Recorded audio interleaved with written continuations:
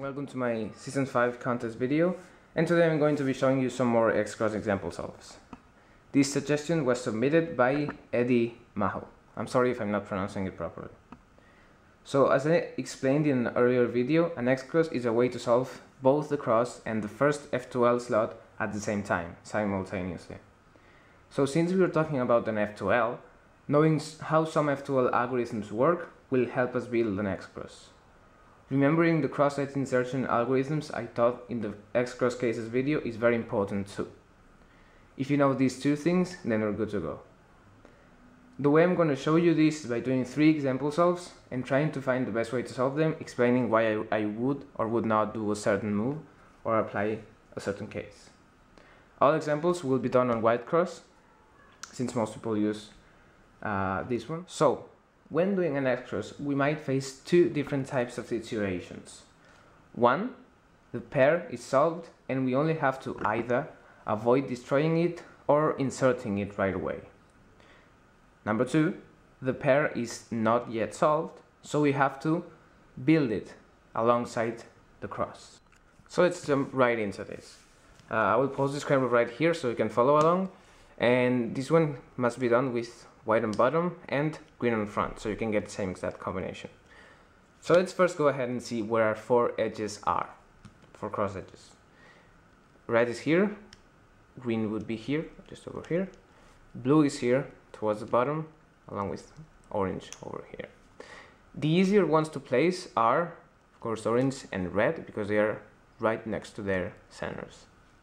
Another thing that stands out, of course, is this huge block, we could say, with the pair itself already paired up and almost in place. It's attached to the center and attached to the edge it belongs to, so it should be very easy to place. Now the easiest thing, the most straightforward one or the logical one, would be placing this one right away like this, but that's a problem. Why? Because one, if we start doing it like this, we see ourselves like forced to do the green one right away, and that would put our blue piece over here, which will not be convenient if we want to bring it here, so we will avoid doing that. Instead, what's the easiest way to put this blue with the blue center? You can see it's in the green one here, which is opposite to blue. Therefore, everything we have to do is like a double move. But we also have to think, will that affect the other parts of the cube?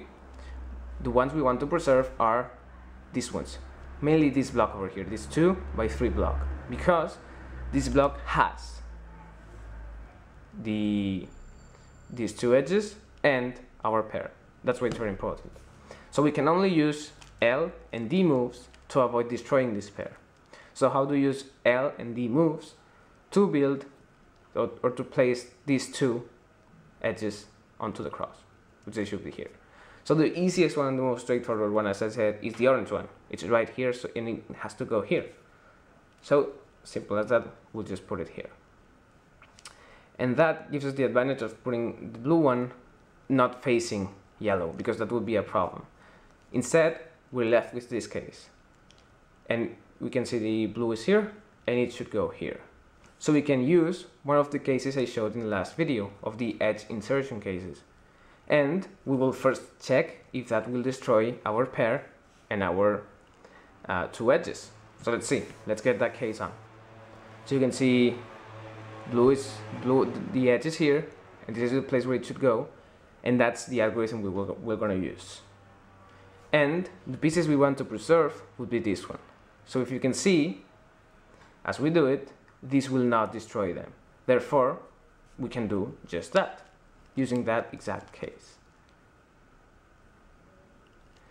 Now, we have built these 2, and we only have these 2 left. So it's very simple, of course. You just have to place this one and this one. That's it. And we know it won't affect that because we have to do F and R prime, which will not affect because this one is in the L phase and this one is in the B phase. So very easy, we've built an X-Cross in just 5 moves. Good. Alright, so let's complicate it a little more. Again, we have scrambled with white on bottom and green on front.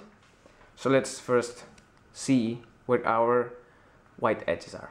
So you can see the four of us can be seen from here, the four of them can be seen from there, which are green over here, blue, red, and last but not least, orange.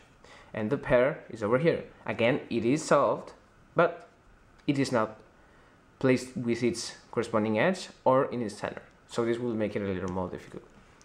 And unlike before, we will not insert it right away. We will just leave it hanging around in this phase, which you can see has no important pieces, so you can play around with this one, and place it afterwards. Alright, so the first thing, and the thing we should see first is, which is the easier one to place, which would be the green one here. So this one, in order to be placed, has to move like this. Alright, but before we do that, let's try and place these two as well. And I can see this is a case just like one of the edge insertion cases I showed in the previous video, similar to them at least. So what we're going to do is going to place these two with just two moves, very simple, just 2 or 3 moves. So how we're going to do that is, first, we know green is opposite blue, so green is here, therefore blue will go here. How do we place blue here? Easy, just U prime, R prime. And as we do that, here is red. And it's just about to be placed easily. So again, if I repeat that, put the blue one there, and now you can see they're both in here. You can see blue, red, and green, and that's the correct position, blue, red, and green. And what about orange, just hanging out in here? So we know we have to adjust it like this, right? But if we do that, this will be still twisted. We don't want it to be twisted. So before doing that, we attach it to its center. So we know we will need an F move. Will an F move affect our pair? We see our pair is on the B phase, therefore not. It's totally safe. So just gonna do F. Will a D move affect our pair? No, it's just right here. Therefore we can go ahead and do that without a single problem. And then we can just place this one into place. Everything it's left to do is just pairing it up like this. Again, if I repeat it, this will be the final algorithm. So with green on white on front, we will start like this: U prime, R prime, D prime, U prime, then X prime, rotation, then D, R prime, and then put the pair. So it's important also to reduce rotations as much as possible. Okay, so let's go ahead and do the very last one. Now this case seems a little more difficult, so it's kind of like hard to say it in a solve, considering the inspection time you have, but I thought it would be interesting to share it with you. So let's see, we've got our 4 edges over here, starting off with orange in here, red would be here, green would be here, and then last but not least, blue. You can see blue is probably the one that's closest to its spot. It would go here, so it would go just like this. But we are not going to do that. And what you can see in this case, we have no pairs not built. But an interesting one is this one. You can see this corner here, red, green, white corner here, and then we can see the red, its corresponding edge, red and green over here. So, kicking it up. Before doing this one, we won't put this one in, not yet, because we have to build this one. So we know green, in order to be placed, goes here, we'll have to do a double move, such as F2 or L2, R2, sorry, depending on where we put it. We also know that these two should be opposites. So we know orange and red are opposites, but they are next to each other. So how do we separate them? Using a double move as well. So we gotta take advantage of this double move so that it affects these two as well. This time we're not avoiding it to affect them, but we are making it affect them. So it's, it kind of takes a little more practice. So we know if we put green here, that's what we'll probably do first, then it will have to go from here to here, right? So the piece that will be here will place here, which would be the orange edge. So we're going to place the orange edge here, so that when we place this one here, both will be placed alongside. Alright, so how do we place these two? Let's now take a look again at one of the cases I showed in the previous video. So in this case, you can see we've got our kind of flipped, not really flipped, but just with a double flick move, piece here, which would be the green one, and you can also see the red one over here. An easy way to solve this would be just doing F2 and L. But if you remember, the blue one was right here, and that would place it differently, would just affect it and change its position. And we don't want to change its position. We want to have it there because it was the one that was closest to its solved position. So we don't want to do that. And we can also see that the pair over here will also be affected. Now, if you see this pair, let's now check one of the F2L cases, a very simple F2L case that we got. You can see we've got our edge here and our corner here. And how we solve this is just by doing L prime, U2, and L.